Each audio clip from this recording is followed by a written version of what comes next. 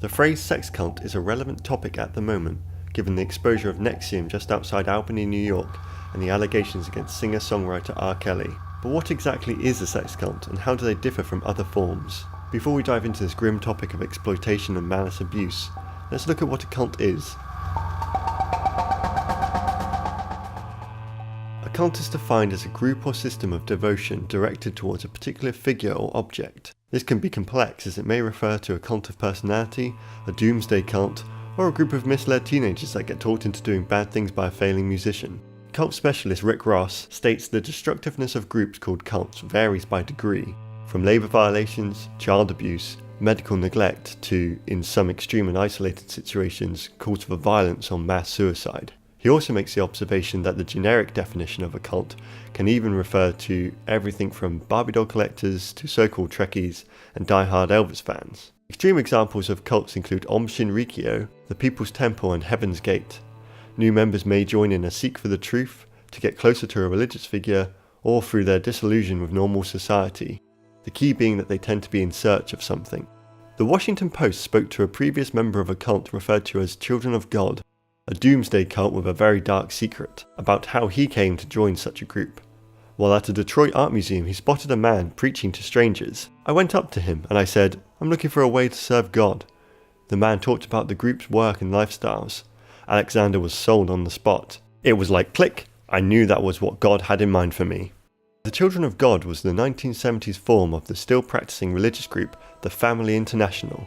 It was founded by the now deceased David Berg. David would say that God is love and love is sex. He would create over 3,000 publications in his time detailing his beliefs in speech transcripts. Prolific for sex abuse, David Berg and his followers abused many children from ages 2 to 14. This included his own children, one of whom wrote a book about her childhood. The Children of God used a technique called flirty fishing to attract new members. This technique was to use sex as a form of recruitment.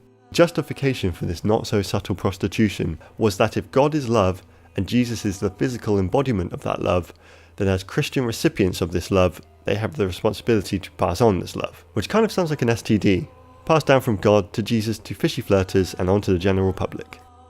When researching the Children of God, you can tell they were abusing the counterculture of the 60s and 70s, summer of love turned summer of abuse. David Berg would also manipulate Christianity to explain his actions, even divorcing his wife for another woman under the word of God. Horrendous acts of sexual deviance included creating texts encouraging child abuse and sex trafficking across international communes. Children born into the cult would also be whipped and beaten for small transgressions. Like many cults, the Children of God would attempt to market and control the image of their group. However, with over 130 communities across the world, inspections were conducted by child welfare, court cases were held against abusers, and requests for child custody were called. This would go on to spread the controversy of the plague that was the Children of God. R&B musician R. Kelly, known for tracks like Ignition and I Believe I Can Fly, has been accused of sex abuse and even claims of being in the centre of a sex cult. Jim DeRogatis has written an in-depth look at the R. Kelly allegations over at BuzzFeed.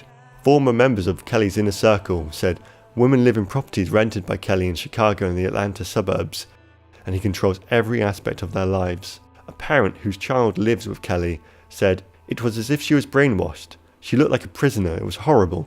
She continues, "I hugged and hugged her, but she just kept saying she's in love." A former personal assistant to Kelly went on to contradict the beliefs of the lavish celebrity lifestyle his victims expected, by stating, "You have to ask for food, you have to ask to use the bathroom. Kelly is a master of mind control. He's a puppet master."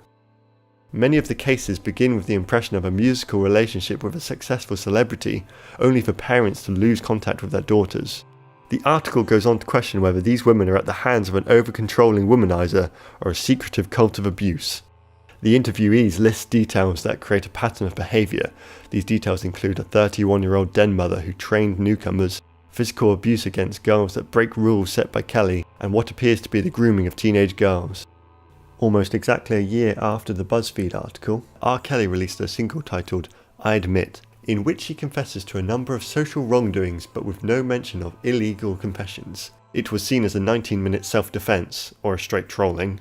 Additionally, a 6-part Lifetime documentary aired in January 2019, accusing R. Kelly of sexually abusing young women. The following month, Kelly was formally charged with sexual abuse. After Kelly failed to appear in court, a default ruling against him was filed.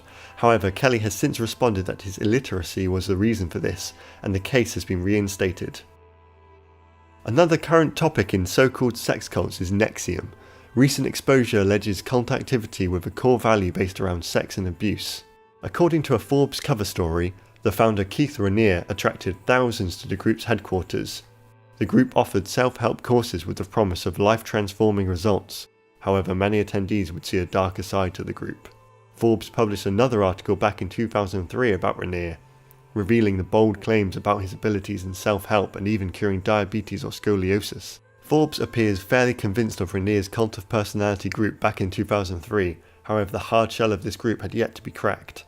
A Guardian article about the current trial against NXIVM states authorities accuse Raniere of forcing female slaves to engage in sexual activity as well as being branded. The use of sex slaves is claimed to be centered in a group deep within the NXIVM brand referred to as DOS, an anagram of a Latin phrase that roughly translates to Master of the Obedient Female Companions.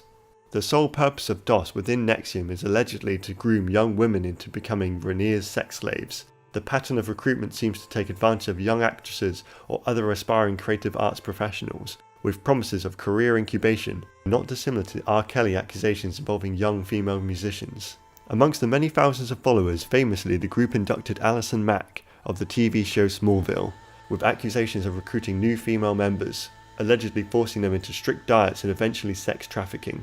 Again, not dissimilar to den mother allegations in the R. Kelly case. The accused behaviour of DOS also reflects the behaviour of groups such as Om Shinrikyo by deteriorating the health of members to make them more susceptible to brainwashing, career training self-help. Due to the size of NXIVM and living in the modern age, many articles and podcasts have guests to discuss their involvement in NXIVM, usually resulting in their surprise at the abuse claims.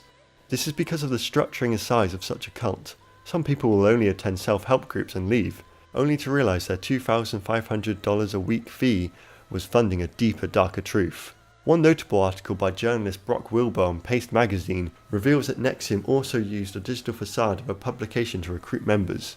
Wilbur writes about how the fictitious publication called The Knife of Aristotle was secretive about their workings and almost insisted on meeting in person for further information. This unique article has the email sent from the NXIVM publication as they request Wilbur to join a training course. Wilbur used his journalistic experience to uncover the cult-like activity of NXIVM and thus avoided this unique job opportunity. Since 3 leading women have pleaded guilty to the involvement of the NXIVM DOS abuse, Raniere now stands alone in trial with charges of sex trafficking, forced labour and racketeering amongst other offences. Due to the complexity of cult behaviour, the different laws of each commune location and the intense marketing they conduct, cults can be difficult to expose without the witnesses, and this tends to take time. From researching a variety of groups, it would seem the entity of a sex cult is more of a media spin on a larger entity. Whilst we've seen that there are cults that have beliefs surrounding sex, these acts aren't the be-all and end-all of their behaviour. The Children of Gold were a doomsday cult. NXIVM is a personal development company. However, one could argue that the sole purpose of the cult is to feed the dark desires of their founders, and the core belief is simply a recruiting device. Many cult leaders die before prosecution. We are left only with their writings, that and many, many victim accounts. Thank you for watching, and please do subscribe if you want to see more.